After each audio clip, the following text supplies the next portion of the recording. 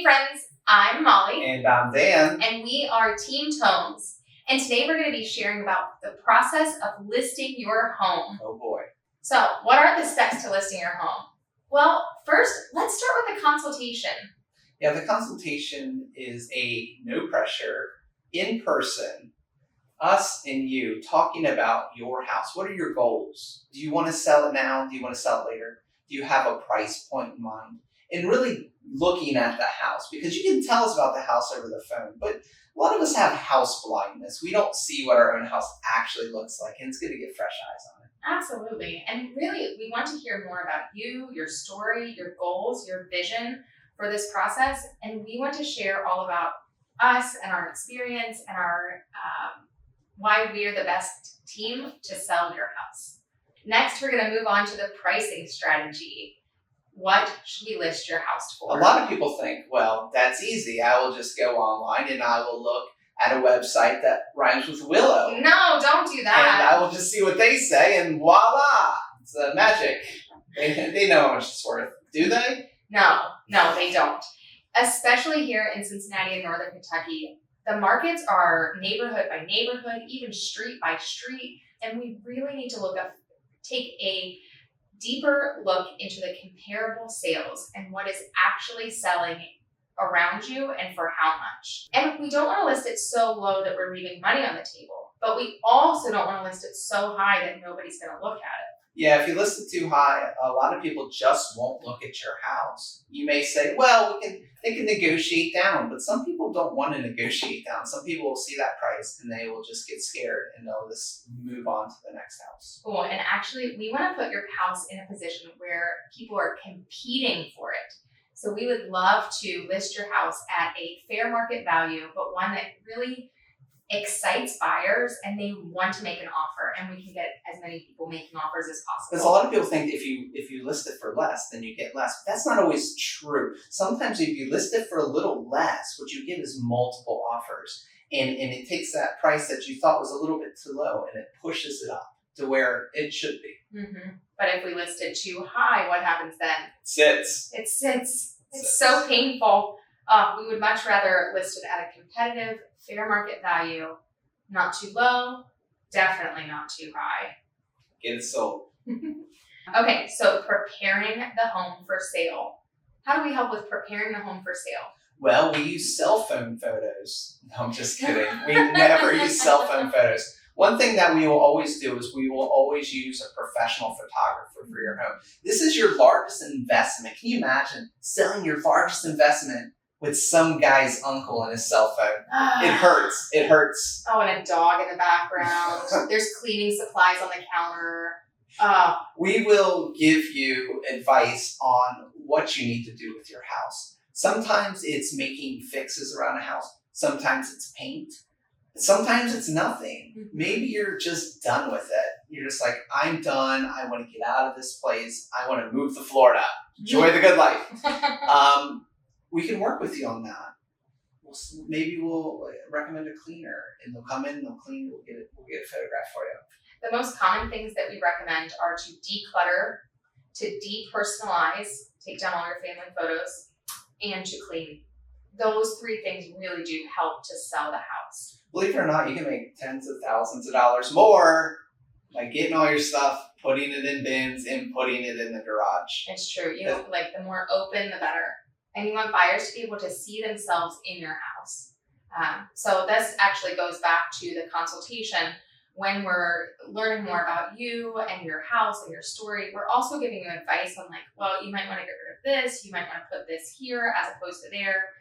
If you're thinking about painting, these are some really good, neutral, trending, but palatable colors. Yeah, because maybe you love Bengals orange, but most people don't want to sleep in an orange bedroom. It's true. Marketing. Our marketing is thorough and creative. We love to have fun and sell our house as well. Yeah, we do things like TikTok videos. And we push your listing out to everywhere it can be pushed to. Absolutely. Any of the major websites that you can think of, it will be on those websites. It will be on every social media platform. We want to push your house here, there, everywhere. We want as many buyers as possible to see your house and fall in love. And open houses. When it is appropriate, when needed, we'll do open houses and we'll have professional flyers there and maybe some cookies. Absolutely. Or granola bars. I've been doing some healthier options at my open houses.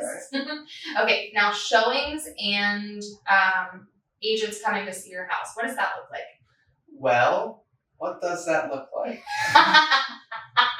Hopefully it looks like a lot of traffic to your house. That's hopefully what it looks like. Yes. So when somebody books a listing, we can have it set up one of two ways. It can be a go and show, which means as soon as they say, I want to see it, it says yes, go for it.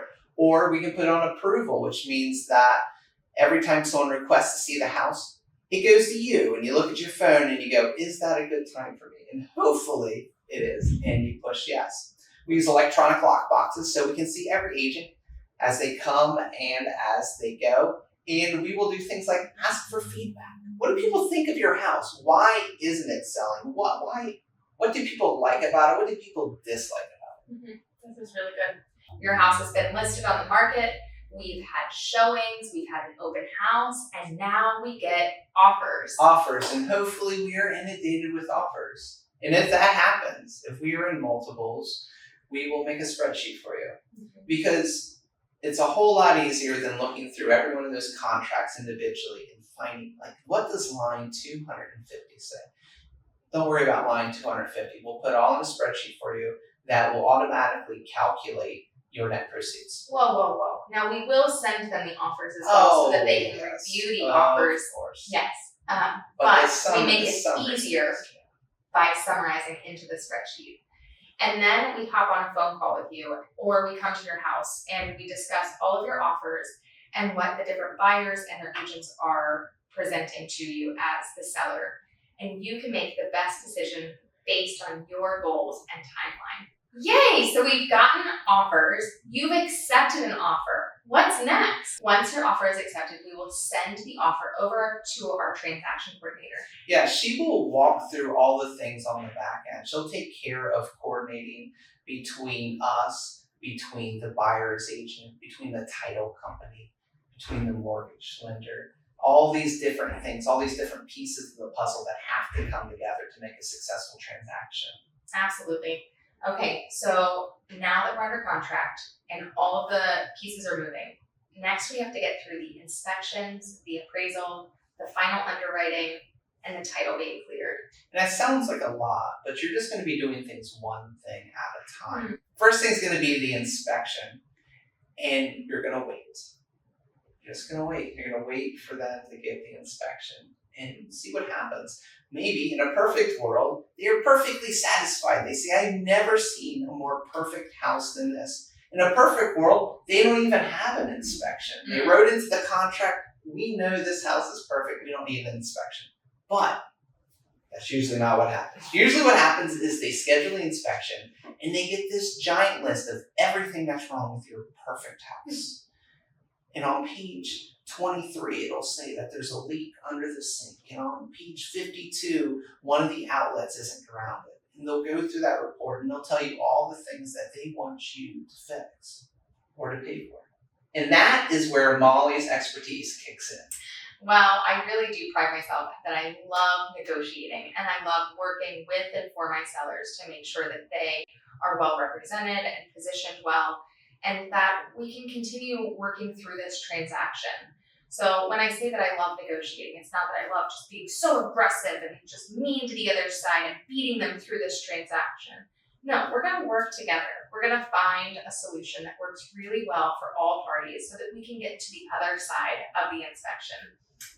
What happens after we get through an inspection? We have a 7-day inspection, usually, sometimes it's 10, 3 days of negotiation. Hopefully no days of negotiation. Maybe they're satisfied, but then there's 3 days and we can counter, and then there's another 3 days. And hopefully after all that comes together, we have a solution. Mm-hmm. And then what? Well, some of the solutions are that maybe the seller gets repairs done, potentially offers money off of the purchase price, or potentially offers money to the contractors to fix whatever it is, or money towards the closing cost. There's so many scenarios and things that we've seen over the years and ways that we can get through this inspection. Yeah, there are ways to make it work. Or maybe you say, no, I've got a backup offer. Yeah, out of here. Go with number 2. Yes. Then the next thing is the appraisal. So typically after we are through the inspection, the buyer's lender and the buyer will order the appraisal. And the appraisal is done by a third party. They're not related to the real estate company. They're not even related to the bank. They're picked out of a bucket. Just imagine a little bucket of appraisers. Like, oh, pick me. I have been chosen. The law has chosen me. Hey, what's the appraiser do, Molly? Oh my gosh. Okay, so the appraiser offers their opinion of the value of the house on that day. An appraisal is an opinion of value in that moment in time. That is what the definition of an appraisal is. What if a buyer has come in and they've offered so much money above what we had it listed at, but they have no appraisal gap, and the house just appraises for what we had it listed at? Oh no. Say it isn't so. Yeah. So say the appraisal does come in lower than the offer price. Well, we have some options here. Hopefully, potentially, the offer that we have in hand had an appraisal gap that said that the buyer would pay cash in addition to what it appraised at, because they were offering more than it was listed at. But we could also come down in our agreed upon sale price. And I know that this isn't the most ideal situation, but we have to find a common ground or a middle ground or a way to get through this.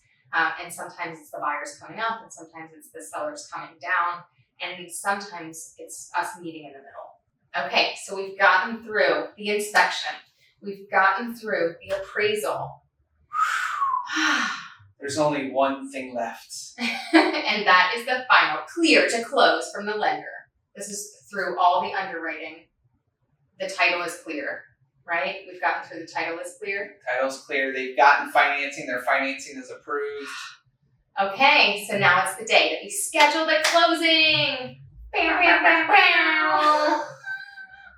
So we schedule the closing, and this happens. We coordinate with all parties. We have to coordinate with the lender to make sure that the money will be there.